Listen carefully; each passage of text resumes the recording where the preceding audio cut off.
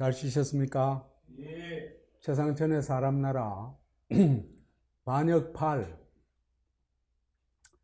반역 3단계 조국 소중공 작은 중공 새끼 중공 작전.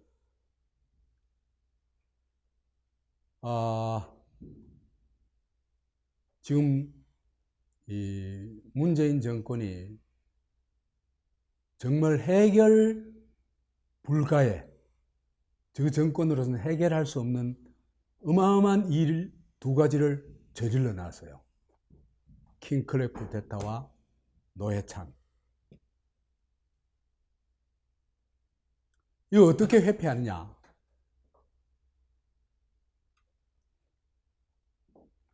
그래서 이 일에 조국이 나서게 됩니다. 그래서 가짜뉴스 우리 이 난동을 부리는 걸 봤죠. 그죠? 그러니까 정권이 실은 그 아킬레스건이 걸린 그 두 가지 문제를 절대 입 밖에 못 나오도록 만들어야 되는 거예요.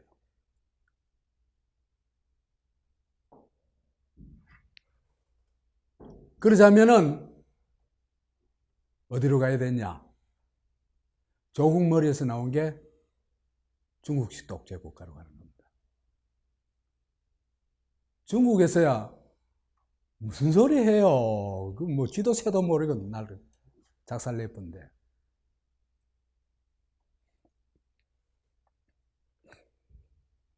이 보름달입니다. 달나라가 멀리서 보기는 아주 빛나고, 그죠? 아름답게 보여요. 근데 사실은 여기는 사람이 살 수 없는 땅입니다. 지금 문재인이 끌고 간 나라가 입으로는 어마어마한 행복한 나라, 멋있는 나라, 대단한 나라, 누구나 뭡니까? 기회는 평등하고 과정은 공정하고 결과는 정의로운 그런 달나라 모습인데, 실제로 여기에 그들이 실제로 끌고 가는 나라는 아무도 살 수 없는 나라로 끌고 가고 있다. 그래서 제가 보름달 하나 올려봤습니다.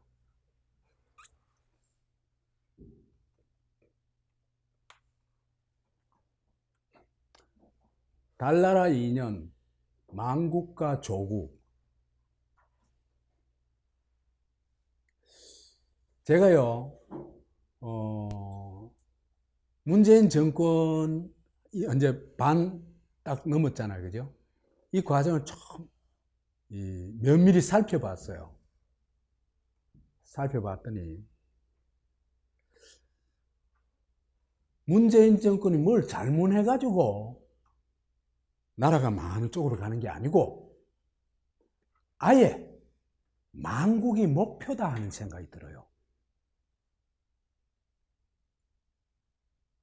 예를 들면요, 한국에 지금 부동산 값이 문재인 정권 들어가지고 폭등하고 있잖아요. 그죠? 딴 시절하고는 비교도 안 될 정도로 폭등하고 있거든요. 예를 들면은 문재인 정권 이전에 제일 부동산 가격이 폭등했던 게 노무현 정권 때예요. 아파트값이 제일 폭등했던 게. 근데 그때 올랐던 평당 가격에 꼽이 오른 게 문재인 정권입니다.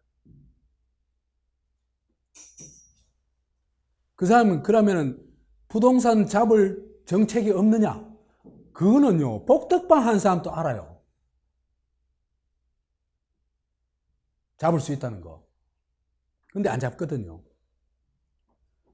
그래가지고 이렇게 부동산 투기 광풍을 일으키고, 그 다음에 그래 되면요, 또 이 부동산 투기를 위해서 부채를 많이 끌어와요. 가계부채가 폭증하고. 이래 되면 나라가 참 못 견디거든요. 그래서 양극화가 극단적으로 심해져 버려요. 양극화가 극단적으로 심해지는데 거기다가 없는 사람들은 뭐 견딜 수 없는 정도로 가는 거예요. 그래서 지금 가족 동반 자살이요. 한동안 뜸했어요. 요즘 가족 동반 자살이 어마어마하게 늘어나고 있어요. 그래서 이 사람들이 아예 나라를 망한 쪽으로 끌고 가고 있냐, 일부러 고의적으로 아니냐 하는 생각까지 들어요. 그 다음에 안보에서도 망국작전이 되고 있는 것 같은데요. 대한민국 문재인 정권이요, 거의 남조선 괴뢰 정권으로 바뀌고 있어요. 그 대표적인 게 뭐냐면 이번에 그 탈북자 두 사람, 그죠? 오징어 배 타고 온 두 사람 그 추방한 거 있잖아요, 그죠? 그거는 진짜 있을 수 없는 일이거든요. 이 사람들은 오직 목적은 김정한한테 충성하는 거, 그 이외에는 없는 것 같아요.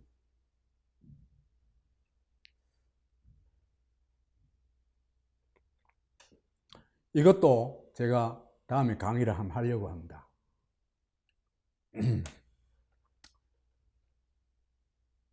아무튼 이 문재인 정권은 2019년도에 들어서면서 굉장한 위기의식을 느꼈던 것 같아요.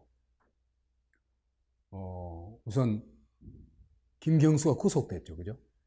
그 사람들한테는 충격이에요. 제일 큰 충격일 거예요, 아마. 그러다니까 3대 세습에 차질이 오는 거예요. 정권을 잃어버렸을 때를 생각하면 끔찍하거든. 그래서 정권을 안 주기 위해 가지고 정적 제거를 열심히 했죠. 이재명까지 언제 아웃 직전까지 왔죠.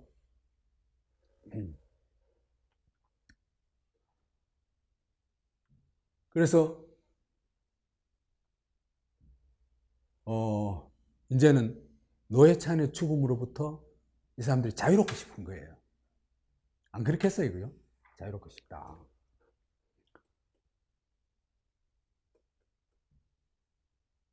근데 드루킹 태풍이 불었다. 김경수는 실형을 받고 법정에 구속돼 버렸다. 3대 세습의 최대 도전자라고 할까, 위협이 될 수 있는 인물인 이재명인데, 이 이재명이도 무죄를 받아봤어요. 온갖 날조를 해가지고 그 권력을 이용해가지고 기소까지 해가지고, 그죠? 재판까지 보냈죠. 그죠?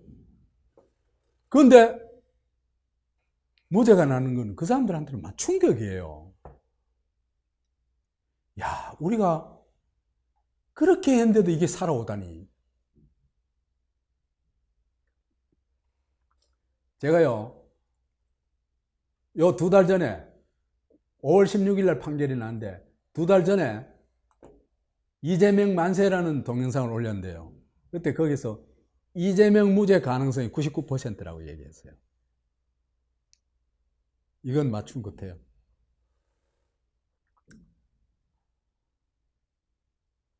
최창훈이 부장판사팀이 4가지 혐의 모두 무죄 판결을 했죠. 그러니까 이재명 대통령을 막기가 진짜 어려운 거예요. 이대로 가면. 이건 노통교한테는 끔찍한 시나리오다. 왜? 딴 거 다 제해놔놓고, 그죠? 진짜거든. 예? 가짜가 제일 두려워하는 건 뭡니까? 진짜가 나타나는 거 제일 두려워하죠. 그래서 이재명 죽이기를 한결 더 거세게 합니다.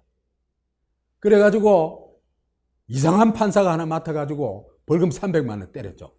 이건요, 안 봐도 뻔하죠. 무슨 짓을 했는지.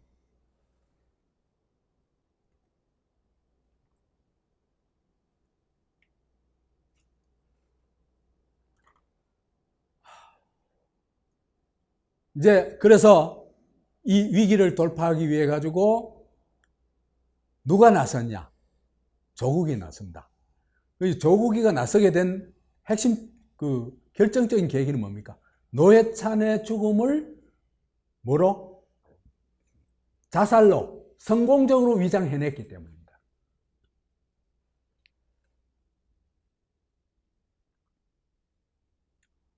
이래 되면서 이제는 칼자루를 누가 쥐게 됐어요?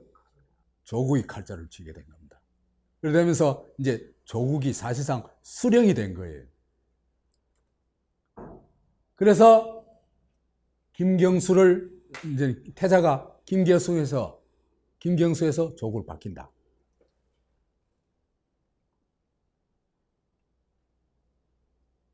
그래서요, 이때부터 실질적인 대통령이 누구냐? 문재인 아닙니다. 조국입니다. 이건 내 전번에 강의했을 때 얘기를 했어요. 그래서요, 문재인이 조국이 마음대로 할 수 있도록 팀을 꾸려줍니다. 누구를 꾸려주냐? 우선 임종석은요, 이거는 운동권 주사파의 말하자면 핵심 인물 아니에요. 그죠? 그러니까 이거는 조국이 하고 같이 있을 경우에 권력 투쟁이 일어날 수가 있어요. 그러니까 아예 조국이가 독단적으로 마음대로 언제 할 수 있도록 누구를 쳐준다? 임종석이를 비서실 보낸 거예요. 그러고는 누구를 갖다 붙여주냐? 문재인의 신복 중에 신복, 그리고 주중대사를 지낸 노영민을 갖다 붙여줍니다. 그래가지고 뭘 하라고? 이 사람 친중파거든요. 그러니까 조국이하고 노영민하고 한 팀이 돼가지고 어디로 끌고 갈 수 있도록? 중국식 독재 국가로 끌고 갈 수 있도록 팀을 만들어줍니다. 이때부터 조국이 국정을 사실상 주도한다. 주도하면서 말하자면 북에서 왜 김정일도 2세 로서의 어떤 최고 권력 뭐라고 경영 수업이라고 할까? 그걸 하잖아요. 그죠? 그 다음 김정은도 마찬가지고 일정 기간 동안 그런 기간을 거치잖아요. 그 다음 재벌들도 저 새끼들 뭐 할 때 회사에 과장, 부장, 이사 이런 자리 초고속으로 해가지고 좀 이 실무를 익히도록 만들잖아요. 그죠? 그 마찬가지로 조국도 이런 기회를 주는 겁니다.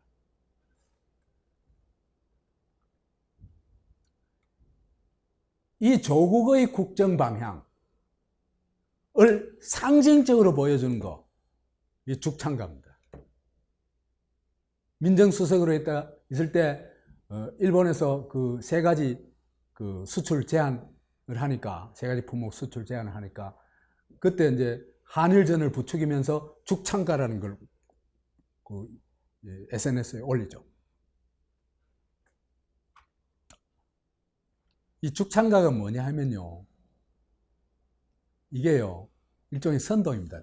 일종의 정치 선동인데 이게 말하자면 한일전을 부추기는 선동입니다. 한일전을 부추기는데 그거에 대해서 비판을 하면 어떻게 됩니까? 배신자 되고, 그죠? 매국노 되고, 그래 되기 쉽죠. 그렇죠. 그래서 이 죽창가가요, 사실은요, 종교 정치예요. 일본과 한국의 대결, 그걸 있잖아, 극도로 부추기는 거거든요. 이 종교 전쟁이 있잖아, 그죠? 종교 전쟁하는 것처럼 부추겨요.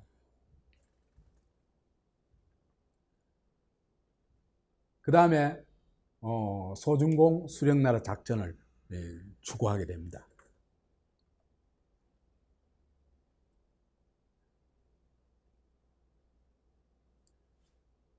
그래서 조국이 들어서면서요, 나라가 이상한 방향으로 가기 시작해요.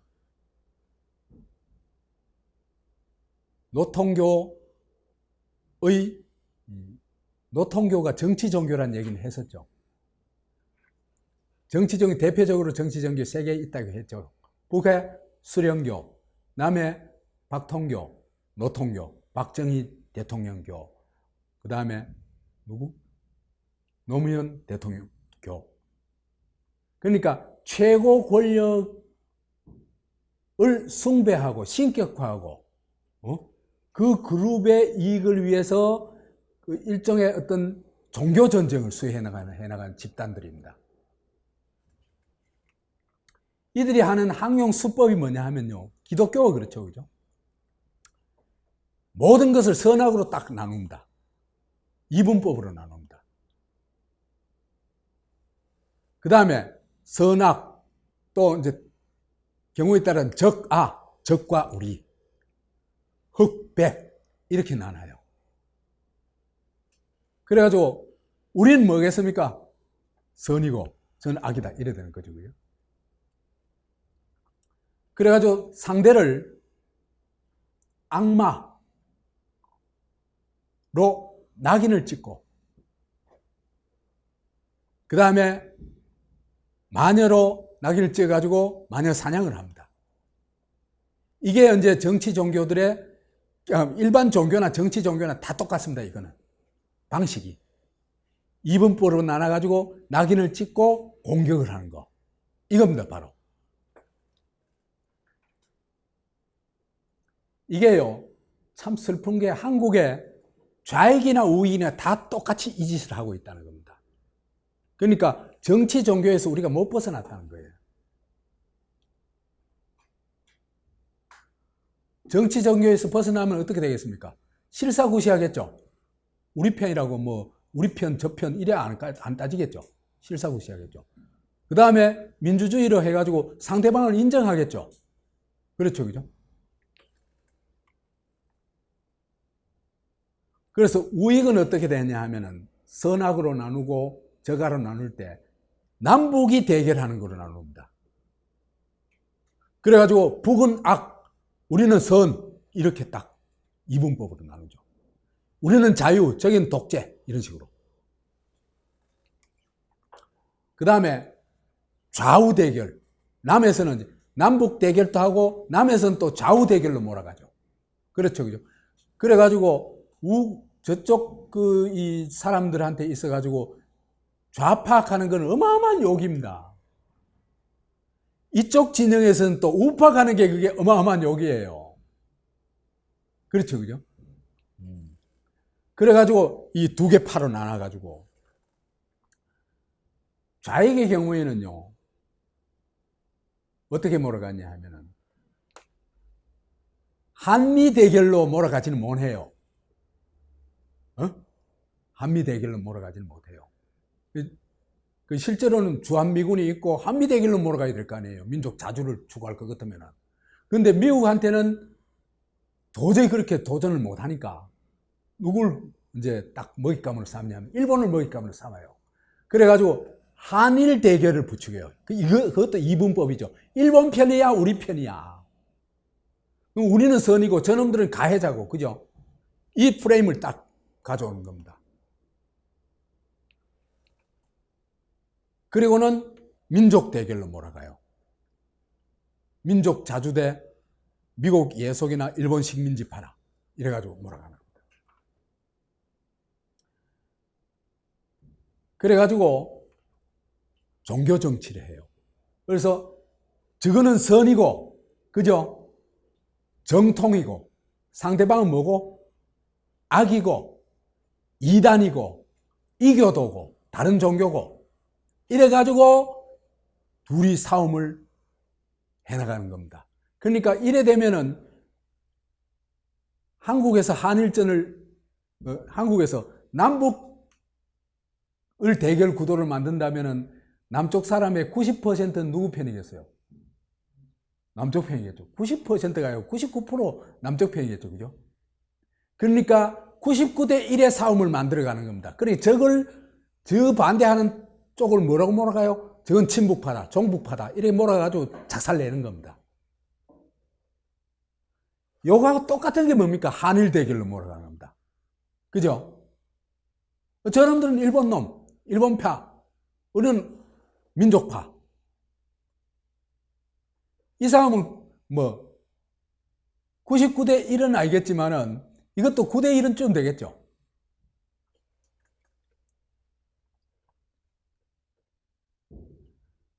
그래서 저급편이 절대 유리한 이런 프레임을 딱 가져와 가지고는 싸움을 걸어가는 겁니다. 적을 공격하고 적으로 설정하고 공격하고 섬멸하고. 그래서 이 문재인 정권이 한 짓이 뭐냐 하면은 일본이 딱 그 세계 품목 수출 제한할게 그걸 딱 기회로 삼아 가지고 한일전을 부추깁니다. 한일전을 부추겨 가지고 한일 간의 전쟁으로 만들어가면서 거기에 선봉에 섰던 게 누굽니까? 조국입니다. 그래서 죽창가를 불렀죠. 이래 되면 90%가 한국 편이겠죠. 그죠? 일본 편 감히 설사 한국이 사실은 한국이 잘못되는데 이렇게 하더라도 내놓고 말 못하겠죠.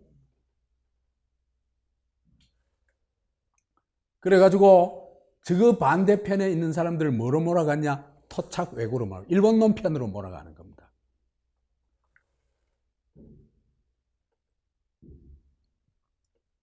이런 싸움을 딱 벌려놔놓으면 저한테 절대적으로 유리하겠죠. 유리해놔놓고는 유리한 가운데 이제 적이 딱 생기면요. 그 적을 말하자면 그 광신도들, 정치 종교는 광신도가 있죠. 그죠? 노빠, 문빠, 대깨문 이 사람들이 광신도들이죠. 저쪽은 박사모. 그렇죠. 그죠? 이들을 동원해가지고 인민재판하는 겁니다.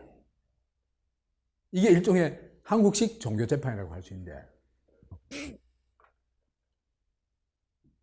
그 첫 대상이 누구였냐면 이재명이었습니다. 그래가지고 3년 동안 당했다는 얘기는 아까 얘기했죠. 그죠?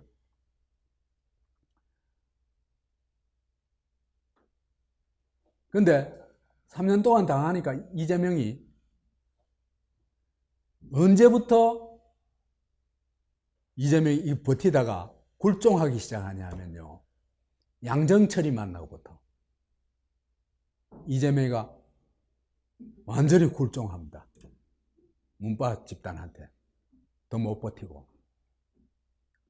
그러고는 실제로 거의 항복을 합니다. 이 얘기는 나중에 또 자세히 할게요. 그래서 문재인과 원팀이라는 걸 끝없이 강조합니다. 자랑스럽게 여기고. 그래서 자기는 이제는 항복해가지고 누구 편이다? 문재인 편에 딱 서 있는 사람이라는 걸 끝없이 이제 뭐라고 할까? 사람들한테 알립니다.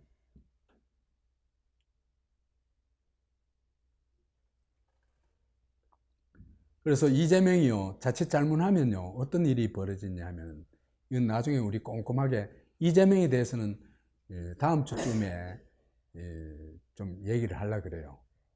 얘기 충분히 하려고 그러니까, 그때 하겠지만은, 이재명이 자칫 잘못하면요, 이게 저 사람들이 물귀신 작전이거든요. 물귀신 작전에 끌려 들어가는 저 사람들하고 같이 역사에서 휩쓸려가 버릴 수가 있어요. 대단히 걱정스러운 사태가 올 수도 있겠다 하는 생각이 들어요. 그 다음에 이 사람이 또 대깨문 인민재판, 종교재판 한 게요. 성창호, 김경수한테 징역 2년 매긴 사람, 판사. 그 사람은 이제 또 이 인민재판을 했죠. 그죠? 그러니까 사법적폐로 몰고, 그 다음에 뭐 박근혜 키드니, 그 다음에 양승태 키드니, 이래가지고 막 공격을 하고 아무 근거도 없어요. 그래서 이걸 통해 재판권을 판사하고 기본적으로 재판하고 있는 사람인데 재판권을 박탈해버립니다. 지금은 어떻게 되는지 모르겠어요. 여하튼 이것도 일종의 광란을 부렸죠. 근데 아마도 성창훈은 앞으로 정도를 거는 권력의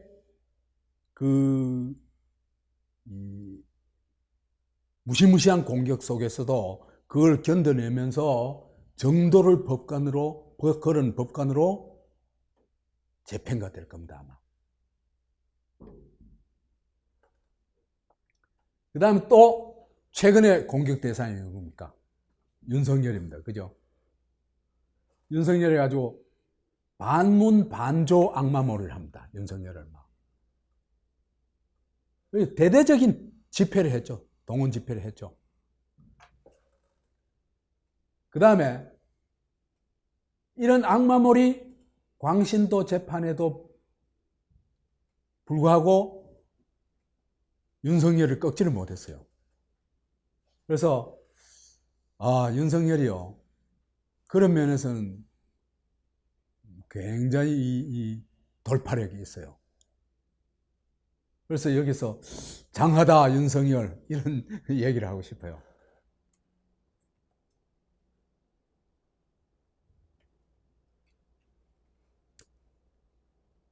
조국 주도로, 그래서 이제 이렇게 말하자면 한 나라를 완전히 종교 전쟁으로 몰고 가죠. 그죠?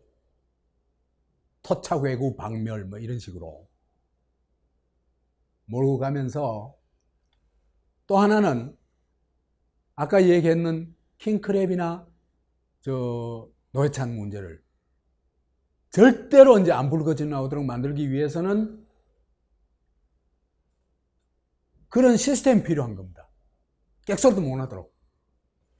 그래서 조국 주도로 소중공 수령나라를, 소중공, 중국식 공산독재국가, 나아가서는 수령이 모든 걸 결정하는 나라로 몰아가는 겁니다.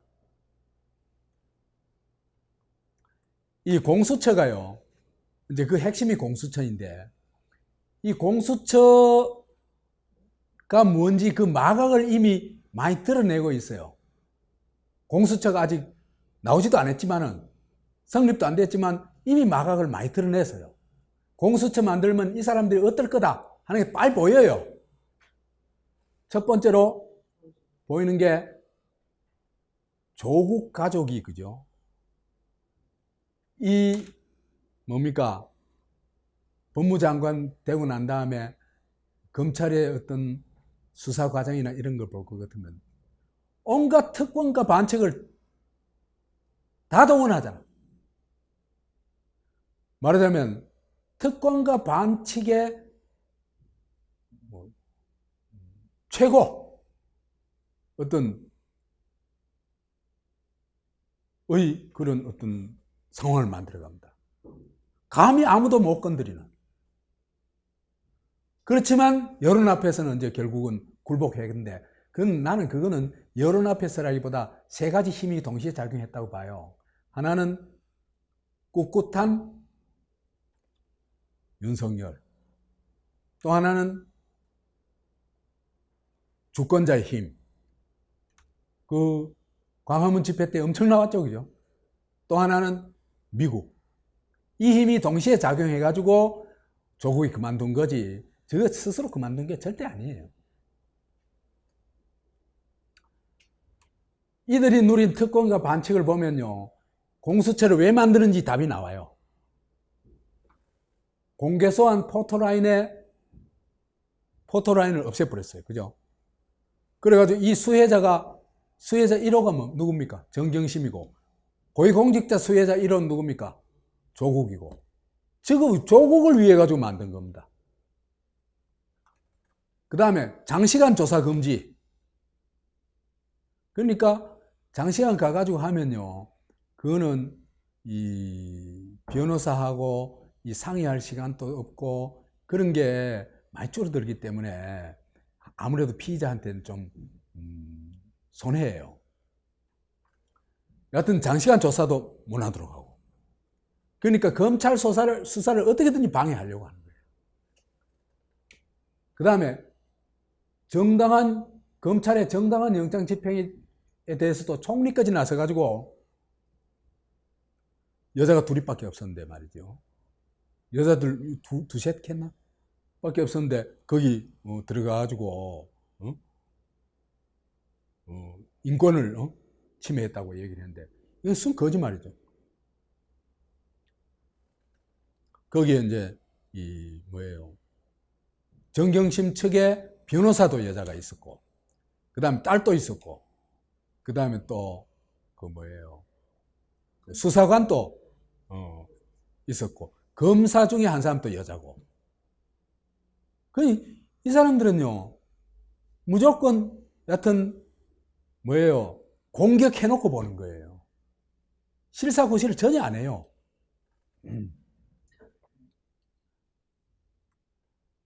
그 다음에 수사를 하는데도 소환하는 것도 정경심 지멋대로요. 나가고 싶으면 나가고 나가고 싫으면 안 나가고, 그 다음에 뭐 수사하다가도 조서 좀 보자 하면 조서나 읽고 앉아있고,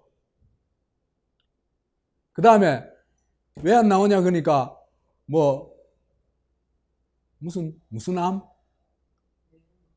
뇌종양이다 뭐 이랬는데 그 증명서를 가져왔는데 증명서는 엉터리 증명서 가져와가지고 농락을 하는 거예요. 이들이 얼마나 특권의식에 찌들어져 있는지 보여주는 거예요.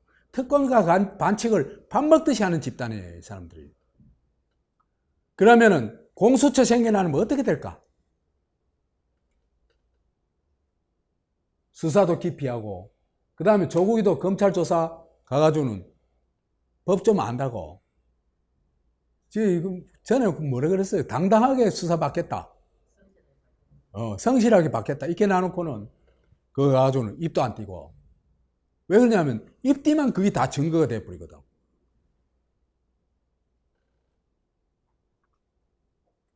이런 식으로 특권과 반칙을 말하자면 제도화할 수 있는 게 뭐다? 공수처다 이 얘기입니다. 저급편에.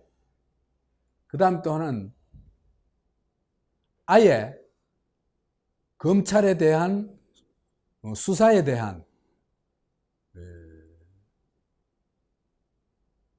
언론 접근을 상당히 제한하려고 하는 겁니다. 그래가지고 저가 관리하고 싶은 겁니다. 그러니까 보도될 만한 것만 저거한테 유리한 건 보도하고 불리한 건 보도하기 싫은 겁니다. 그래가지고 오보를 낸 기자는 검찰 출입을 금지시키겠다 이랬어요. 그 판단 누가 해요? 또 지금은 오보였지만 나중에는 정보가 될 수도 있어요. 아니 도대체 오보를 판단하고 하는 모든 무소불위의 권력을 국가 권력이 다 가지고 있으면 그게 공산독재 국가예요. 그게 신정국가예요. 신정국가.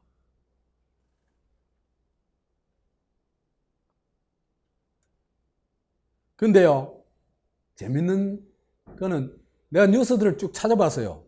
언론사별로 뉴스들을 쭉 찾아보니까 온갖 언론에서 다 이걸 보도를 했는데 어디가 없느냐 하면요, 한겨레가 없어. 경향도 없어.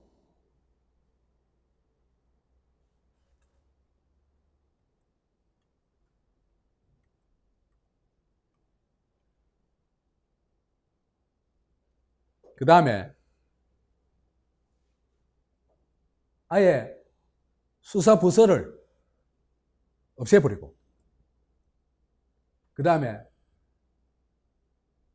검찰총장이 수사 상황을 사전에 그러니까 수사하기 전에 뭐 그래 되면 수사 계획까지겠죠, 그죠? 법무장관한테 보고하라. 는 걸 제도하려고 그랬어요. 야, 이건 뭡니까? 수사 기획을 누가 하겠다는 겁니까? 법무부 장관. 그거는 뭡니까? 법무부 장관이 수사 기획할 것 같으면 그건 누구 지시받고 할까? 청와대 대통령 지시받고 할 거 아니에요. 그래가지고 김호수가 그 차관이 맨날 청와대 불려가가지고 그 오다 받고 오는 거 아니에요. 이거는 뭐냐면 대통령이 직접 수사를 지휘하겠다 이 얘기입니다. 그게 뭡니까? 공수처입니다, 바로. 얘들이 공수처를 어떻게 만들겠다 하는 걸 지금 다 보여주고 있는 거예요. 그러니까 대통령이 수사 지휘를 하고 그 다음에 아예 검찰은 수사를 못하도록 만들어버리고 그 다음에 저급편은 특권과 반칙을 마음대로 누릴 수 있도록 하고 이게 공수처예요. 지금 모습이 다 드러나고 있잖아요.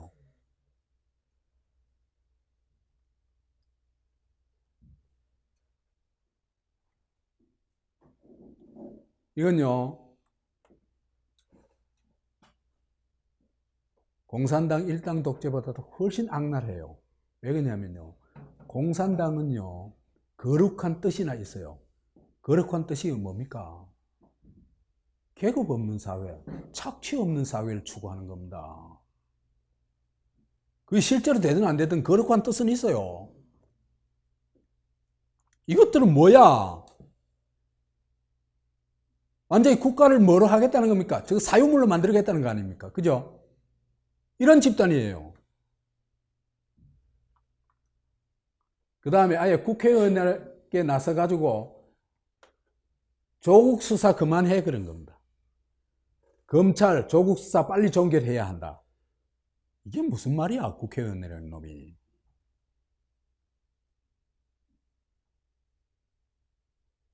그러니까 아예 수사를 지금 멋대로 하겠다는 겁니다. 굉장히 위험한 집단이에요.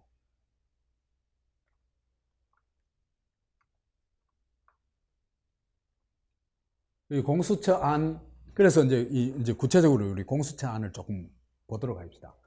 공수처장은 임기 3년이고 중임이 3년만 할 수 있는 추천위원회 7명이 이제 추천을 해가지고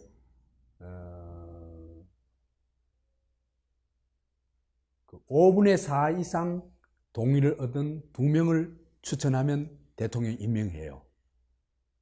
근데요, 아니 추천위원회를 이렇게 구성하는 게 왜 이렇게 구성한지 이유가 없어요. 응? 법무부 장관, 법원행정처장, 대한변호사회장, 대한변호사회장이 무슨 자격으로 추천을 해요? 이게 공직도 아니, 그 국가 공직도 아닌데. 아무튼 이렇게 해가지고 5분의 4 얻으면은 이제 추천할 수 있다 하니까 이거는 이제 말하자면은 안전장치, 대통령이 일방적으로 임명한 거 아니다. 근데요, 둘이 추천하는데 빤한 거 있잖아요. 여당목 하나, 야당목 하나 추천할 거 아니에요. 그럼 누구 추천하겠어요? 여당목 임명하지. 여당목 누구 임명하겠어요? 청와대가 요구한 놈 임명할 거 아니에요. 빤하지. 그러면 이거는 이 사람은 그냥 문재인의 수족이 되는 수밖에 없는 겁니다. 대통령 수족이 되는 수밖에 없는 겁니다. 그 다음 특별검사 25명인데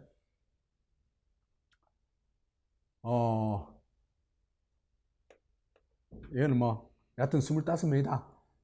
그 다음에 수사하고 기소 대상이, 수사 대상은 고위공직자 7천여 명. 7천여 명 건데 이거는 정원 수고 실제는 7천 명이 안 된대요. 그 다음에 검경에 대한 우선 수사권, 검찰과 경찰이 수사하고 있는 거라도 공수처로 넘기라 하면 넘겨야 돼요. 그러니까 사실상 공수처가 마음대로 수사할 수 있다는 얘기죠. 기소권도 수사하고 기소할 수 있는 대상은 검찰, 검사, 법관, 경무관 이상 경찰인데 이것도 5,700명 거지만 이것도 정원 얘기고 그 실제로는 뭐 그렇게 안 된대요. 한 5,000명 되는 모양이에요.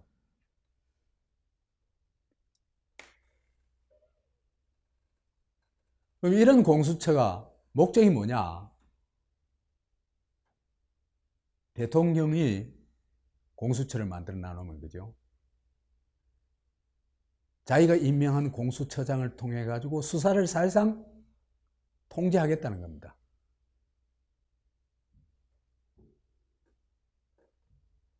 그런 수사를 통제하게 되면은 판검사는 기소권까지 있으니까 꼼짝 못해요. 고위공직자 전체가 말하자면 이 대통령의 통제권 하에 있는 거예요. 고위공직자를 공수처를 통해 가지고. 그래서 대통령이 수사 통제를 할 수 있다.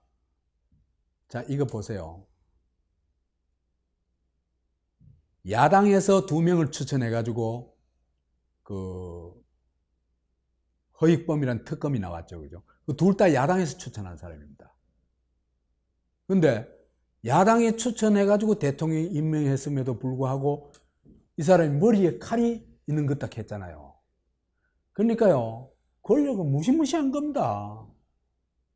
그런 정도인데 대통령이 임명한 뭐예요? 여당이 추천한 사람을 대통령이 임명한다. 그거는 뭐 뻔하죠. 두말할 나위 없죠. 그러니까 허익범위도 제대로 수사를 못했잖아요. 그렇잖아요. 엉뚱한 수사를 해가지고 노회찬이만 죽여놨잖아요.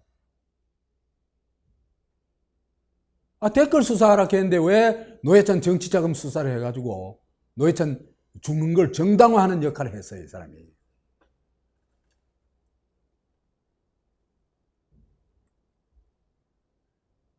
그 다음에 검찰이 이게 언제든지 검찰은요 굉장히 권위를 가진 조직이에요. 그렇기 때문에 권위를 가지면요 이게 권위주의로 가면 문제가 많이 발생하지만 이것이 가지고 있는 좋은 점도 있어요. 그러니까 권위를 가지게 되면 명예를 알아요. 그러면 자기의 명예가 훼손되지 않기 위해서 최소한 노력을 해요. 근데 경찰은 그런 게 없어요.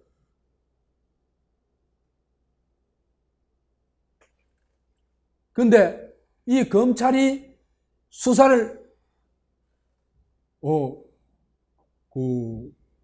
대통령이 지휘하는 공수처의 수사와 기소의 대상이 되어버리고 공수처에서 수사 우선권을 가지기 때문에 여기서 수사할 수 있는 건 뭡니까?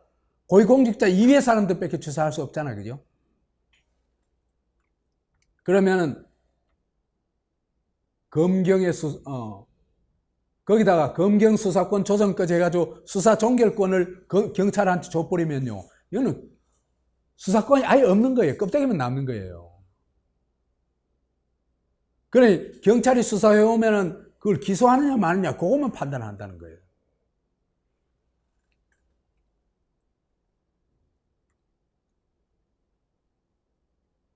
그래서 그뿐만 아니라 고위공직자가 완벽하게 대통령 손아귀에 장악이 됩니다. 판검사만이 아니고 모든 고위공직자가. 왜 그래 됐냐면요. 수사 대상이 검사 25명이라 그랬죠. 그죠? 25명인데 300명이 채 안 돼요.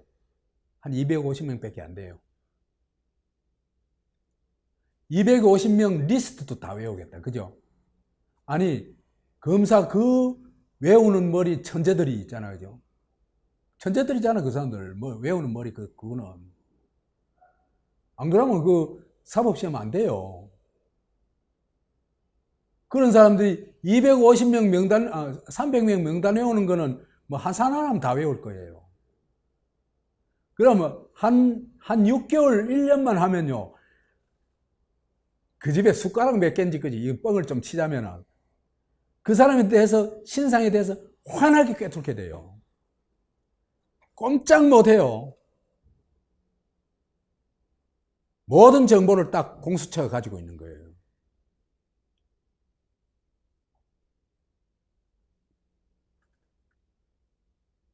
검사는 수사하고 기소 대상은 검사 1인등 판검사죠. 주로 있잖아요. 200명에 불과해요. 이것도 역시 리스트를 쫙 꿰고 있겠죠. 그러면요, 청와대가 요구하는 그 정보들을 제공하라 하면 다 제공해야 돼요. 민정수석실에서 이거 가져와 하면 제공하고, 저거 가져와 제공하고. 그거는 있잖아요. 그죠? 고위공직자에 대한 전면적인 감시체제가 돼요. 감시 통제체제가 돼요. 그래서 1984년으로 돌아가는 겁니다. 동물의 왕국이 돼요. 그러려면 고위공직자 전체는 꼼짝마 되는 겁니다. 내부 고발, 그거 엄두도 못 내요. 그 다음에 그 권력 있는 사람, 정권하고 관련되어 있는 사람 제대로 수사하고 판결하는 거 불가능해요. 그렇게 되면 어떻게 되냐면요, 대통령과 그 집단들은요, 한국의 특권 집단이 되겠죠. 특권 집단이 되면서 뭐 위에 올라가게 됩니까? 헌법 위에 올라가게 돼요. 그죠? 그죠? 그 다음에 국가 위에 올라가겠죠. 헌법과 국가 위에 올라간 존재, 대한민국 남북한 통틀어 가지고 근대에 둘이 있어요. 두 그룹이 있어요. 김일성 가문, 그다음 박정희 올라갔었죠.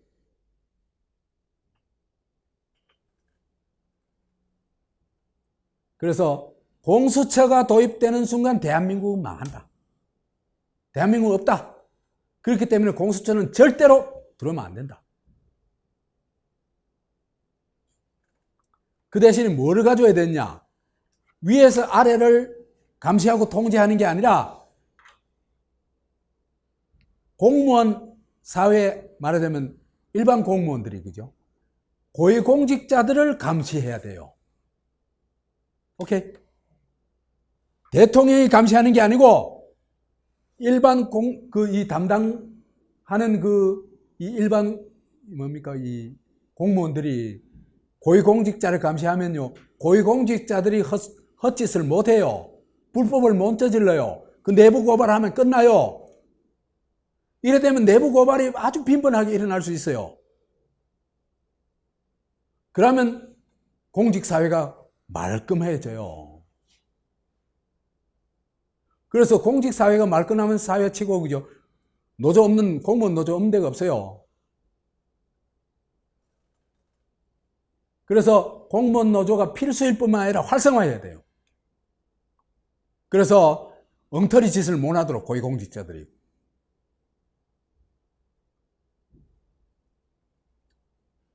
그래서 이건 공무원도 기본권 보장을 하고 노조가 한 사회에 굉장히 순기능을 많이 해야 된다. 부정 권력을 감시하고 내주고 고발을 할 수가 있다.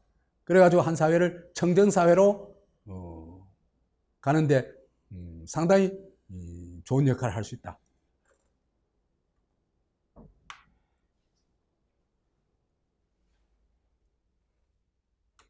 검경 수사권 조정을 통해 가지고 이들이 하려고 하는 게 뭐냐 하면은 수사 종결권을 경찰한테 주려고 하는 거예요. 그러면 경찰이 수사해 가지고 검찰에 가지도 않고 저거 끝내버린 거예요. 버닝썬 사건의 대표적입니다. 이거요, 큰일 날 일입니다, 이거. 이건요, 경제 기업이나 업소들하고 있잖아요. 그죠? 경찰은요, 막 전국적으로 다 유착할 거예요. 이래 되면. 동네 유지라고 생긴 사람들은요, 경찰이 다 줄대고, 뒷돈 대주고. 우리 그 노무현 정권 이전까지 늘 다 그랬거든요. 우리도 꼭 뭐 가지고 다녔습니까? 운전면허증 뒤에, 지갑에 만원짜리 하나 넣어가 다녔잖아요. 아닙니까? 걸리면 다 주려고. 근데 이게요, 전국화 한다니까. 이런 게. 그래서 경찰이 수사를 하고 검찰이 기소를 하는 이 구조로 가게 되면 이건 망국으로 갑니다. 경찰은요, 충견이 돼가지고, 권력의 충견이 돼가지고, 권력이 요구하는 거 다 합니다. 박종철 고문치사 사건 같은 게 대표적이죠. 근데 그걸 조사했는 게 누굽니까? 검사들입니다.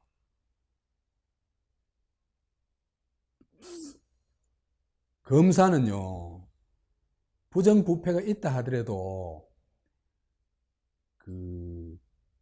경찰이 부정부패가 100이라고 할 것 같은 검찰의 부정부패는 규모는 커요, 하면은. 규모는 크지만은 5도 안 돼요.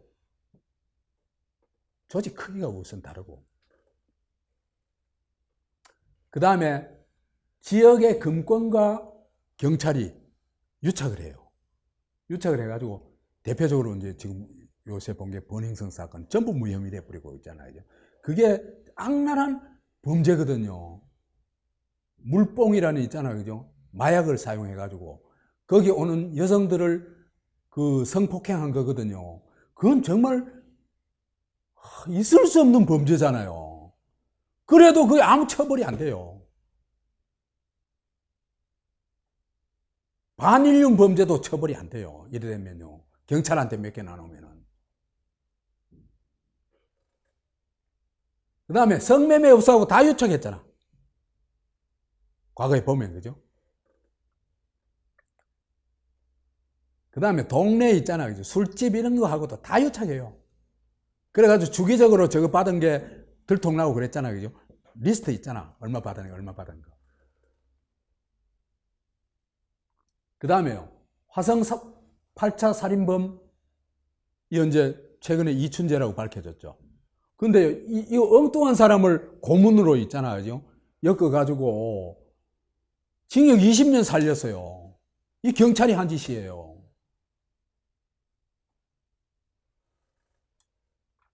이래 되면 인권이 없는 나라가 돼요. 중국 공안 딱 그대로 되는 거예요.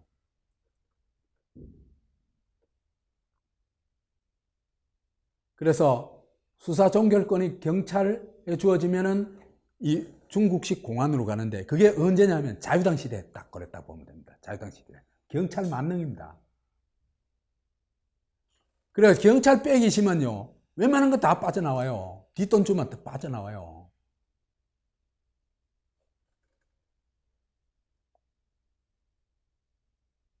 그거 우리가 겪었던 거거든요.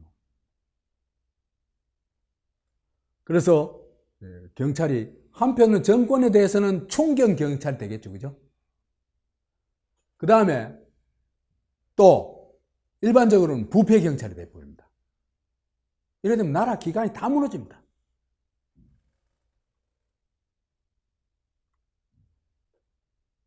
그 다음에 준연동형 비례대표제, 이 패스트트랙 3개 중에 이제 3번째 겁니다. 이건요, 이것도 사기입니다, 이거. 대통령 책임제하고요, 내각 책임제하고 말하자면 정권의 구조와 선발의 방식이 달라요. 대통령제라는 거는 뭐 뽑는 거예요? 대통령 뽑는 거잖아. 인물을 뽑는 거예요, 인물. 응? 아, 저 사람 보니까, 야, 이런 식견이 있고, 이런 그 과천 과정을 보니까, 아, 깨끗하고 능력 있고, 어떤 일은 잘하겠더라. 뭐, 이런 걸 보고 뽑는 거예요.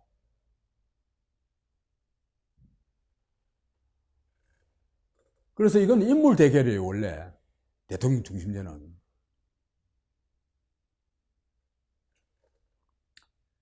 그러니까 대통령은 한 사람 뽑죠. 두 사람 뽑을 수 없잖아.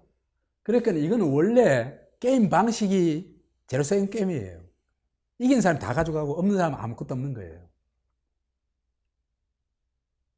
그래가지고 이거는 승패 게임이에요. 승패 게임. 이긴 자와 진 자만 있는 게임이에요. 그 다음에 이럴 때는 의회는 대체로 양당제가 돼요. 왜 그러냐면 대통령의 그 권력을 대통령이 국가를 운영할 수 있도록 지원해주는 여당, 그걸 견제하는 야당, 이렇게 되는 거예요. 그 양당제로 돼요. 그리고 이 양당 의원을 선출하는 것도 제로섬 게임이에요. 성패만 있어요. 등수를 매길 필요가 없어요, 이거는. 근데 지금 우리가 준연동형 하는 거는 독일 걸 비슷하게 흉내낸 건데 그 순엉터리예요. 독일은 내각제예요, 그죠? 내각제는요, 이게 원래 내각제는 정당이 대결하는 겁니다. 정당이 정강 정책을 가지고 있어요, 그죠? 그 정강 정책의 대결이에요, 기본적으로. 그래서 이 게임은요, 성패 게임도 있지만은 어떤 게임이냐면 누가 1등 하느냐, 1등, 2등, 3등, 4등 등수 게임이에요. 등수 게임. 오케이? 등수 게임이에요. 제1당 되는 사람이 정권을 잡고 정권을 해가지고 내각을 만드는 거예요. 그렇기 때문에 이 게임은 등수를 통해 가지고 하기 때문에 연동형 비례대표제 하는 게 그 일리가 있어요. 어느 당이 정당 이런 정책을 펴는 정당에게 20%가 득표됐다면 20% 의석을 줘야 된다. 이건 맞아요. 그건 대통령 중심제에서는 전혀 맞지 않는 제도예요.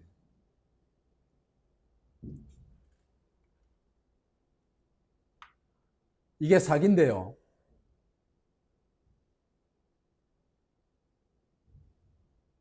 정당 투표에는 지역구 투표도 하고 정당 투표도 하는데 정당 투표했는 것이 지역구 투표하고 무슨 관계 있다고 그것까지 통합해가지고 의석수를 결정해요. 그건 잘못된 거거든요. 원래 성질이 다른 투표입니다. 지역구 투표는 지역구에서 성패 게임 하는 거잖아, 그죠? 이기고 지고 이긴 사람 당선되고 진 사람은 다 떨어지는 거예요. 그 다음에 정당 득표는 이 정당에 득표하는 것은 원래 정당의 그 후보들 내세워가지고 정당이 등수를 매겨가지고 그 퍼센트만큼 몫을 가져가는 거예요. 근데 이게 왜 그 지역구하고 연동돼야 될 이유가 하나도 없어요. 그래서 이게 왜 그래 했냐. 이 민주당하고 정의당이 짝짝꿍이 돼가지고 강도짓을 한 겁니다. 어떻게 한 거냐. 우선 정의당이 최근에 이제 민주평화당하고 대한신당이 비례대표 줄이고 지역구 늘려자 이래 얘기를 하고 있어요. 왜 그런가 하니까 그 전번에 그 패스트트랙 합의할 때 225석 대 75석 그러니까 비례대표를 75석 한데 준연동형 비례대표제 하자 이래 된 거거든요.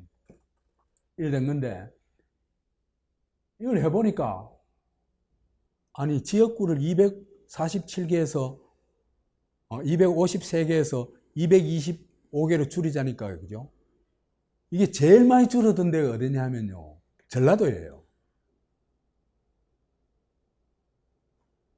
그러니까 전라도 의석수가 확 줄어버린 거예요. 그러니까 전라도 국회의원들이 들고 일어난 거예요. 그건 안 된단 말이야. 그러니까 정의당이 비례대표 줄여서는 안 된다 하고 또 정의당이 땡깡 부리는 거예요. 왜 이래 정의당이 땡깡을 부리냐.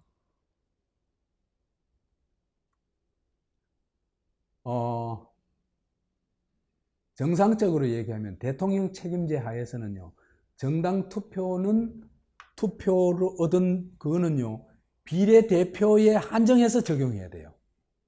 지역구하고 연관시키면 안 돼요. 한정해가지고 적용하게 될 것 같으면은, 만약에 정당 투표에서 10%를 얻었으면은 비례대표 75석 중에 7.5석을 가질 거 아니에요. 10%니까. 그죠? 근데 지역구하고 연동해가지고 적용을 하면 몇 석을 가지고 있냐 하면은 300석 중에 10%니까 30석 아니에요. 30석의 반이 15석이잖아요. 그죠? 15석을 무조건 가질 수 있는 거예요. 그래서 지역구에서 한 석 했으면은 비례대표에서 14석. 지역구에서 한 석도 없으면은 비례대표에서 15석을 가지는 거예요. 그러니까 보세요. 비례대표에서 아마도 있잖아요. 그죠? 정의당 경우에 그 지역구에서 거의 한 사람도 안 될 거예요. 지금 돌아가는 거 봐서. 그래 되면요. 어떻게 되냐면 10% 얻을 경우에 정상적으로 하면 7.5석이 돌아가야 되는데 이렇게 준연동형 비례대표제라면 15석이 돌아가는 거예요. 꼽이다는 꼽. 15% 하면 11.25석이 들어가야 되는데 22.5석 이것도 꼽이에요.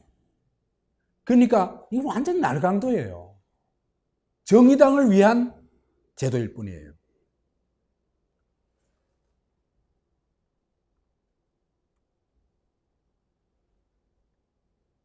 그래서 민정당이 합작으로 민정당이 뭐예요? 민주당하고 정의당 둘이 합작으로 정의당을 한테 의석을 공짜로 막 주는 그런 선거제도를 만든 겁니다. 왜? 그래야 있잖아요. 한나라당 의석을 줄이고 제가 의회의 다수당을 차지할 수가 있거든요. 그래야 의회를 거수기로 만들고 그래 되면 이 보세요.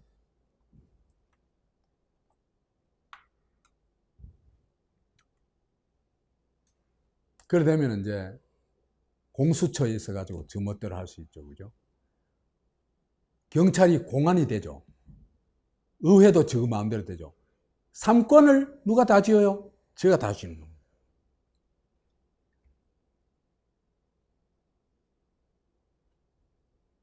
이들이 왜 이럴까? 왜 이렇게 있잖아요. 이 사람들이 그래도 민주화를 실현하는 데는 앞장섰던 세력들 아니에요. 근데 저가 만들어 놓은 민주주의를 이렇게 파괴하려고 하는가? 이유가 있을 거 아니에요. 그죠? 그거는 이들이 정권 연장을 결사적으로 하려고 하기 때문입니다. 왜 하려고 하냐? 이건 얘기했죠. 킹크랩 대선 부정을 덮어야 되죠. 그 다음에 노회찬 죽음의 진실을 덮어야 되죠. 이걸 안 덮으면은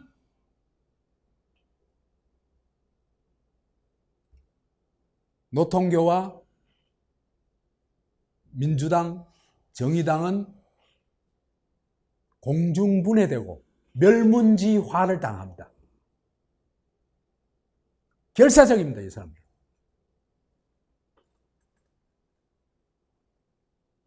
그래서 소중공 수련나라 작전을 추구하고 있는 것이다. 소중공의 길을 보면요, 그 새끼 중국 공산당, 그 길을 가게 되면 이렇게 세팅해 놔놓으면 그걸로 가게 돼 있어요.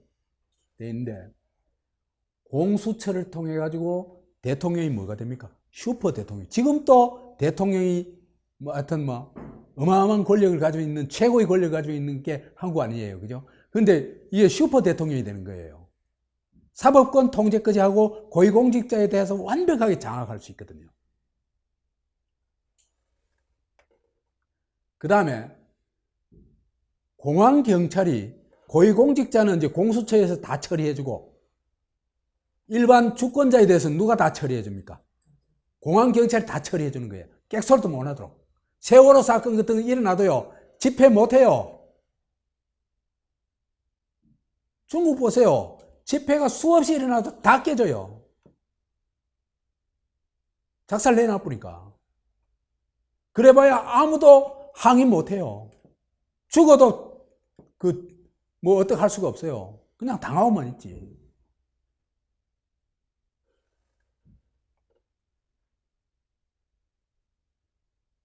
그래서 공수처는 고위층, 공안은 주권자 일반을 딱 완벽하게 통제해준다. 거기다가 의회의 다수당을 차지해가지고 의회를 거수기로 만든다. 그러면 완벽한 독재 국가가 됩니다. 그러나 아직 의회를 완전히 장악한 건 아니기 때문에 중국식 완전한 일당 독재로는 좀 미흡하죠. 더구나 수령 국가에는 많이 미흡하죠. 수령 말 한마디면 모든 게 다 처리되는 그 시스템에서는 아직 못 갔죠. 그렇지만요, 공수처와 공안 경찰 있잖아요. 이걸 5년 정도 유지하면요, 내 단연코 말합니다. 대한민국에서, 그죠? 정권의 불의와 부정과 이 범죄에 대해서, 그죠? 항의하는 사람요, 1년에 10명도 안 나옵니다. 그건요, 박정희식으로 싹 죽여보면 돼요.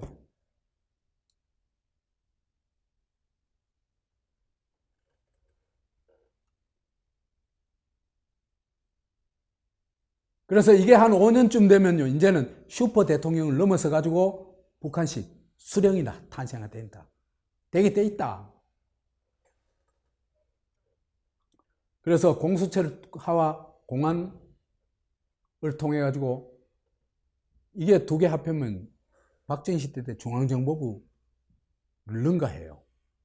그래 가지고 움직이면 죽는다 이거예요. 박정희 시대 그랬거든. 3권 슈퍼 대통령. 3권을 다 틀어지게 된다. 그래 되겠죠, 그죠? 뭐예요? 행정권, 입법권, 사법권 다 틀어지게 됩니다. 그래서 수령이 탄생된다. 이렇게 볼 것 같으면은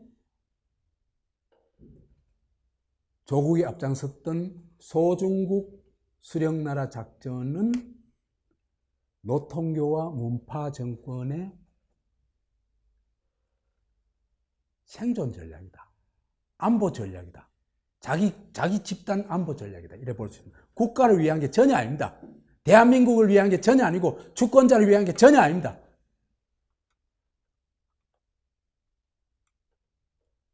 그런데 아까도 얘기했다시피 윤석열의 그 꿋꿋함, 주권자의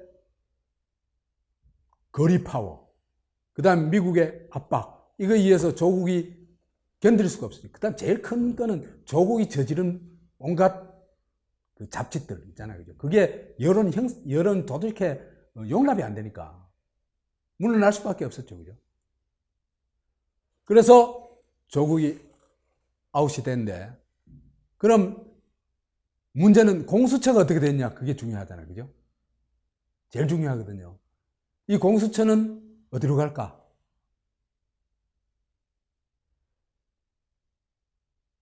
만들어질까? 아니면 저 하늘나라로 올라갈까? 내가 볼 때는 공수처가 만들어질 가능성은 거의 없습니다. 거의 없는 게요, 몇 가지 이유가 있는데, 제일 큰 거는 이 한국의 판검사들이요, 사법 권력이 대통령 통제하에 들어가는 것을 있잖아요. 그죠? 도저히 받아들일 수가 없을 겁니다. 그래서, 그죠? 윤석열이 조국이 8월 27일 날 조국이 관련 압수수색 했잖아요. 그죠? 31군데 압수수색 했거든요. 그런 일은 거의 초유의 일이에요. 말하자면, 정권이 미는 후보, 법무장관 후보와 관련해서 31군데를 압수수색 한다는 것은 정말 상상할 수 없는 일이거든요. 이게 왜 가능했냐? 얼른 보면요, 윤석열의 용기, 결단력 그거 같지만 그보다 더 중대한 게 있습니다. 사법 권력이 있잖아, 그죠? 판검사들이 도저히 그건 받아들일 수 없는 겁니다. 공수처는 받아들일 수 없는 겁니다. 받아들이면 뭐가 됩니까? 저거는 죽는 겁니다, 다. 결사항전할 거예요, 이 사람들.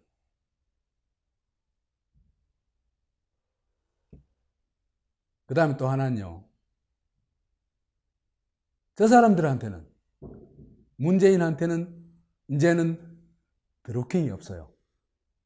저 사람들의 능력 가지고는 공수처를 만들 능력이 안 됩니다. 마치겠습니다.